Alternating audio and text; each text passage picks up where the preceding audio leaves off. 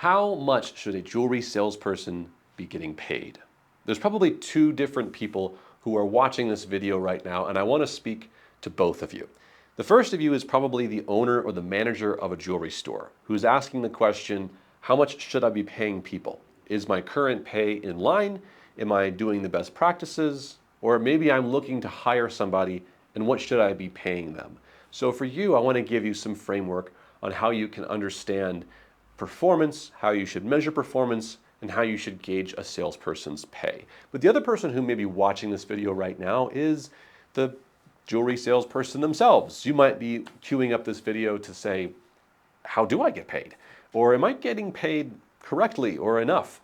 How do I get paid more? For you, I want to answer all of those questions and more. So I'm going to try to speak to a little bit of both of you because I feel like the content of today's video is applicable to both of you for all the same reasons. Because I'm a very big believer that pay should be transparent. It should be obvious and clear what I'm getting paid, how I'm getting paid, and why I'm getting paid to do a job. If you don't know why you're getting paid, how you're getting paid, and most importantly, what value do you add to an organization as an employee or in some role, you really should find the answers to those. And if you're the owner or manager of an organization, you should make those things very clear. Upon hiring or when you're doing team training, remind people that we all have a role to play in an organization and we're all adding value in some way, either by reducing the cost in some way, increasing efficiency or customer care and service, or just straight up giving customer sales and writing tickets.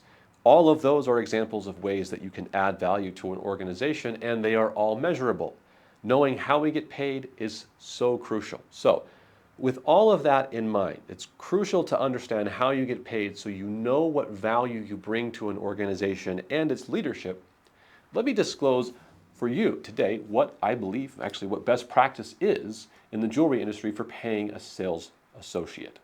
If you're paying a sales associate to make sales, a sales associate should be making somewhere between 8 and 13% of the revenue that they generate from sales.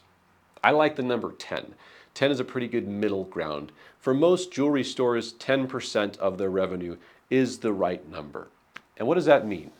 It means that if you write $1 million of sales and transactions, 10% of $1 million is $100,000. You should be getting paid $100,000 as a salesperson. If you write $500,000 of sales as a sales associate, you should be getting paid $50,000.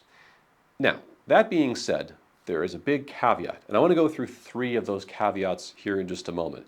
3 caveats that can affect the pay and the way that someone might get paid, maybe more or maybe even less. But as a rule of thumb, if you want to stop the video now and say that you've gotten the answer you're looking for, 10% is a good rule of thumb. Anywhere between 8 and 13% of revenue is a great rule of thumb and a good best practice for jewelry stores and sales associates in those stores. Now, there's 3 caveats I need to go over with both owners, managers, and sales associates. Here they are. Number 1, this assumes that the sales that are being made are of jewelry products at least average or above average gross profit margins. There are big exceptions to those gross profit margins. Things like watches, gold bullion sales, or trades that might be happening, gold purchases, repairs. These are almost a completely different kind of business that are often associated within jewelry stores. They have different profit margins, different profit levels, and other costs associated with those different services, and they don't really account the same as a jewelry sale.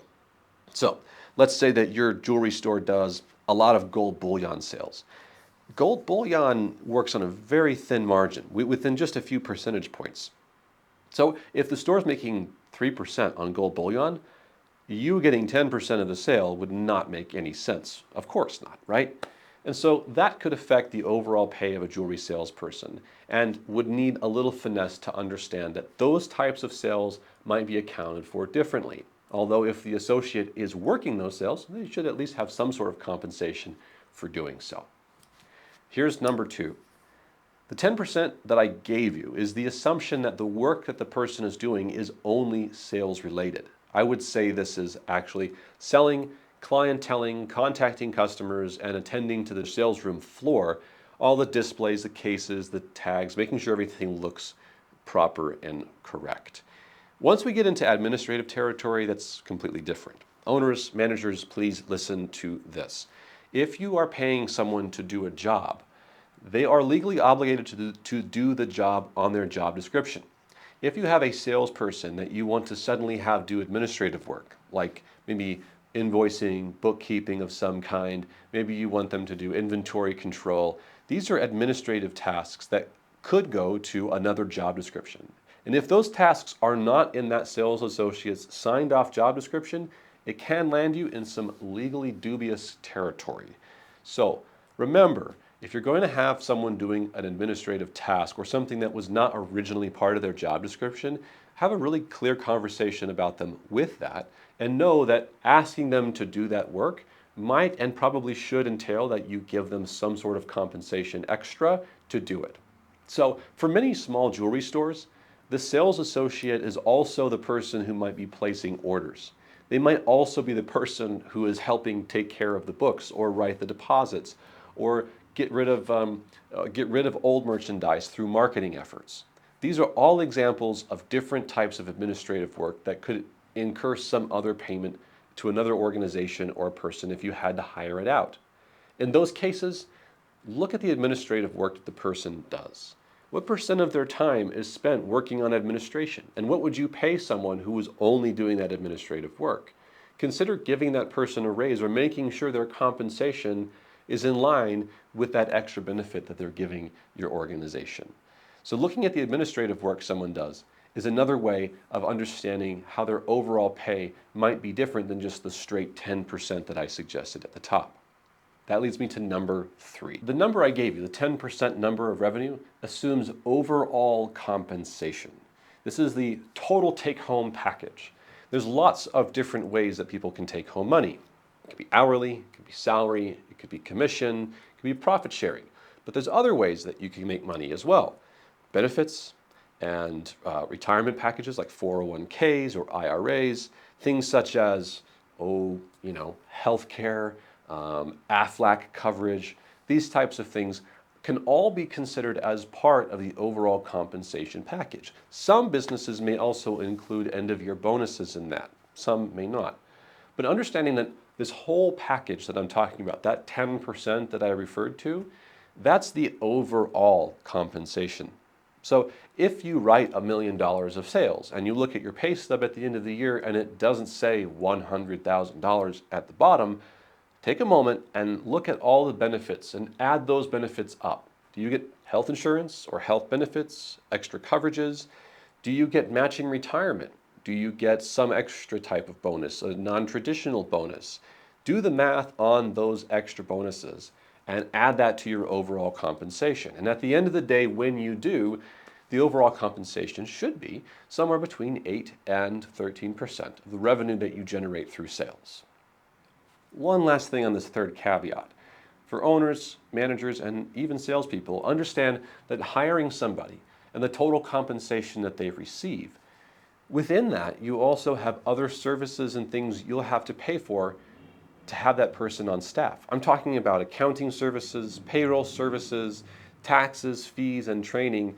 All of that is going to be investment that you have to make or that you are receiving as the employee on behalf of the company. That may have some effect on the overall pay stub, but it's something to keep in mind that hopefully doesn't have a huge effect at the end of the day. So I've given you 3 caveats on why a salesperson's pay might be a little bit different. It might be more on the 8% side of things, and it might be more on the 12 or 13% of revenue side of things. Or it could be wildly different if they are primarily administrative, so on and so forth. The point of this video, at least this part of the video, is to help give everyone who's watching at least some frame of reference and a nice rule of thumb. And I highly encourage really clear and transparent conversations between the leadership of the organization and the employees in the organization to make sure that everyone feels as though they're paid well, they're compensated well, and benefits are actually benefits to people, that they're enjoying those benefits, and it's not just wasted money to something that makes people feel good. For those of you on the YouTube channel, I'll stop here. If you want to see the rest of the content of this video, I'm going to be coaching our management subscribers on how they can take the information I've just given them and quickly run an audit in their organization to see if the information I've given them is being practiced well, how they can use it better in their organization, and how you can coach your people to greater success. Salespeople, I will also be giving your owners and managers in that course ways in which they can coach you to increase your income in the organization. But here at the end of the video on YouTube, I want to tell you this. The most effective way that you as a salesperson can make more money in the organization is to sell more. If you sell more, you should be taking home more. And here is the extra bit. If you think that selling more is just I have to sell more quantity, let me give you a little easier way on how you can increase your sales. The most effective and efficient way to increase your revenue for the organization is to increase your average retail. So salespeople, if you don't know your personal average retail sale in your store, I would encourage you to learn what it is. And then set a goal for yourself to raise it by 5 or 10% this year. Doing so should mean that your compensation should go up accordingly. And if you're able to do that, you can have a very frank and transparent conversation with your organization's leadership to say, hey, is it possible if I grow these sales that my compensation can grow thusly? Hopefully it's a fruitful and collaborative conversation that you can have, and I hope that this video has helped. If you would like to see the rest of this video where I'm coaching our management teams who are watching it on our platform at trainretail.com, I'll training them and coaching them on how to utilize this information for their specific organizations better. You can visit trainretail.com or email me, Kyle at trainretail.com, or my partner Jimmy at trainretail.com, and ask us how you can get more information and coaching to utilize the principles that we share here on YouTube, specific to your store. All right, everyone, good luck out there, and I'll see you next time.